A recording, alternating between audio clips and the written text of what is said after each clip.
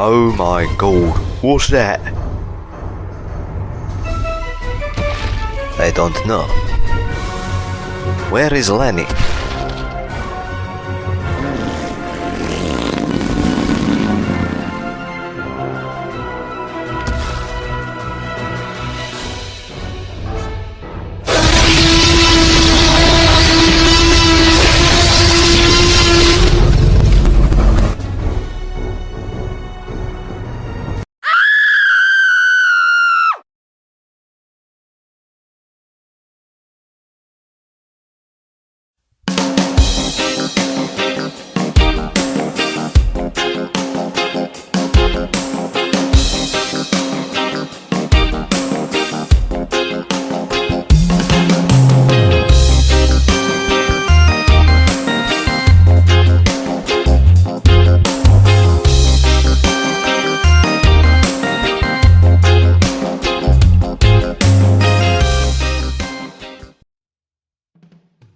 Welcome to the Crap Movies Review, a place where scientists don't get paid to find things out. In this episode, we have a 1960s brain fart of truly titanic proportions. Germany, 1945. A scientist is performing a series of experiments, at least we think he is, in a laboratory close to the ever-retreating front. After a moment or two of watching him view a chemistry set, a German naval officer enters, orders his men to collect a locked box, and then retires from the scene. As soon as the naval company leaves, the scientist proceeds to trash his laboratory. If he waited a couple more minutes, Allied shelling would have done that for him. We see the box and the naval officer board a U-boat and set sail. We then see a bridging shot demonstrating that the sub is making its way through the Atlantic. This is occasionally interrupted by a pointless shot of a periscope slicing through the waves, just in case we forget they're on a submarine. Reaching the East Indian Ocean, the U-boat rendezvous with a Japanese sub. The officers aboard the sub wonder why they have to do this. The captain explains that the Germans are going to give them a package pertaining to human experiments. On hearing this, the first officer says, "How can the Germans be so sick?" "Yes, Mr. Japanese Lieutenant, how can the Germans be so sick?" Anyway, the Germans arrive and deliver the box, just before their submarine is sunk by US torpedo planes. The package arrives in Japan and is brought to a scientist. It contains a heart which is still beating, and apparently belonged to Baron Frankenstein's most famous creation. Since the heart cannot die, the Japanese want to find out why that is, and what good that knowledge can do for medicine. Why the Germans were not all that interested in an indestructible human organ is never discussed. Unfortunately, it turns out that the scientist and his new toy are both in Hiroshima. Oh shit. One atom bomb and 15 years later, Hiroshima is starting to grow again and even has its own radiological research center. Inside, Dr. James Bowen and his lovely assistant Soeko are treating the victims of radiation exposure. Their research has shown them so far that 1. Radiation makes things bigger in some cases, 2. It doesn't in most others, and 3. That's it. It is brought to these doctors' attention that a feral boy is running about the place eating household pets. It ruins their dinner date at one stage, but before we can find out more about the kid with a taste for Alsatians, there's just time for another scene involving someone who knows about the Frankenstein heart, the oil refinery where he works, and a bloody great lizard called Baragon. Baragon brings down the mood of the entire shift and promptly buggers off. The survivors look on in disbelief and then, like someone who has been sidetracked and has just remembered what they were talking about, the film returns to Dr. Bowen, his missus, and the feral boy whom they have managed to apprehend. Research on the boy is now their top priority. He seems to be growing at an unbelievable rate, and is moved to throw TV sets out of the window if a crappy rock and roll band comes on. The hospital is concerned about where to house the ever-growing child. The chief of research has suggested a zoo, but no one seems interested in that. Actually, no one seems to care that an oil refinery has been seriously buggered up by a giant lizard either. I guess these things are par for the course in 60s Japan. The guy from the refinery scene, Mr. Kawai, meets up with the doctors to discuss what he knows about the Frankenstein heart. He is oddly quiet on the issue of giant lizards, though. An establishing shot tells us that we are in Frankfurt, Germany. One of Dr. Bowen's team is visiting the scientist from the opening scene. It turns out that the feral and ever-growing boy may have been grown from the Frankenstein heart, and is therefore Frankenstein's monster, growing as the result of atomic mutation. Whilst this hypothesis has not been mentioned in the film before, given the boy's flat-top head and pronounced forehead, we shouldn't have been at all surprised. How do we prove it really is Frankenstein's monster? Oh, that's easy.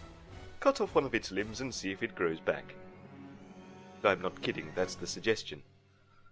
On returning to Hiroshima, Dr. Bowen and his assistant Kawaji are keen to try it out, but Soeko is not too happy. It's not hard to see why. For one thing, the practicalities of an amputation would boggle the mind. The kid in question is approximately 20 feet high and still growing. Are you going to hire a Canadian logging company to do the job? Bowen and Soeko fix another dinner date. Kawaji has been invited but has other plans. He goes to the holding center where the Frankenstein thingy is caged and prepares to begin the procedure.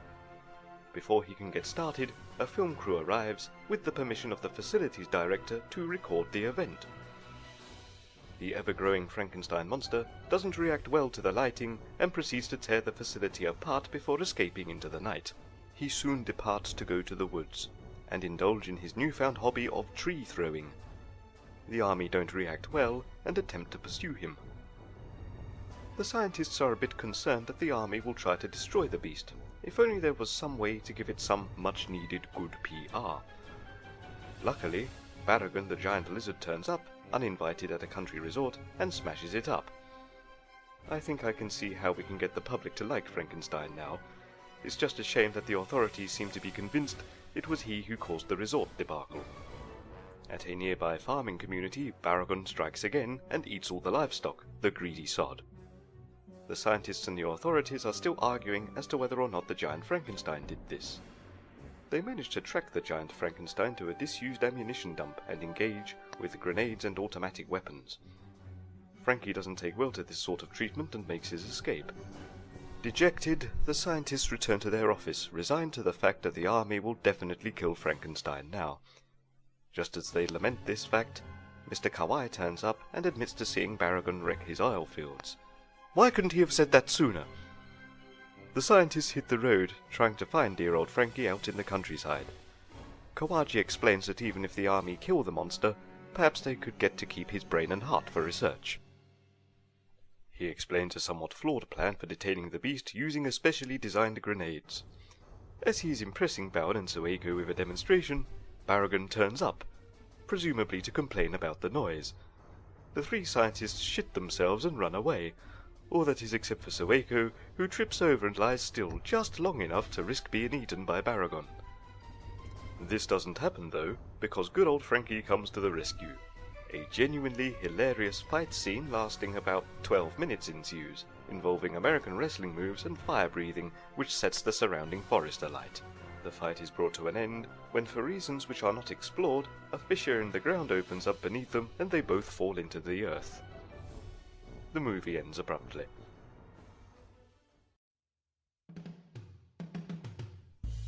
If cartoons come from Disney and horror films come from Hammer, then Toho Films is the home of the giant monster movie, and if it's quality you're after, look no further than this film's director, Ishiro Honda. The 1960s saw him capitalize on the success of the original Godzilla movie from 1954. He made several sequels, and this film is part of his significant contribution to the monster movie genre. There has been some speculation about an alternate ending to this film. It involves the Frankenstein monster battling a giant octopus, but it was cut from the Japanese and American versions of the film. I believe it is available in the international edit and on the extras part of the DVD release. Originally, the movie's characters were going to get Godzilla involved to fight the Frankenstein monster, because they were afraid he might start eating people. But given that Godzilla was still a villain in this series, it was thought to be unworkable. The giant octopus part was requested by American distributors who had been impressed by a similar sequence in a previous Honda movie. The sequence was shot, but not included as it was thought to be illogical. Well, that's fair enough. If you've already got a giant Frankenstein fighting a prehistoric monster, I suppose the addition of a giant octopus would just be taking the piss. But that said, it's very difficult to say anything bad about this film. I'm not sure how it was received in its native Japan, but no Western audience would look at this film without concluding it was made for laughs. The film doesn't even take itself seriously. This is made clear when occasionally you get the odd line thrown in like, "How can you lose something that big? Please be serious for a moment. Is this some sort of joke?" And my favourite line, and possibly a comment on the film itself, "This is bad, real bad." It certainly is, but what's not to love? This movie is a stitch, and only the hardest of hearts could disparage it too much. The pace is good. In fact, it's quite astonishing that such a thin plot could be padded out to 87 minutes without you noticing. Is it a modern cinema masterpiece? Dear God, no, but it isn't boring either. That's all for this episode, so until next time,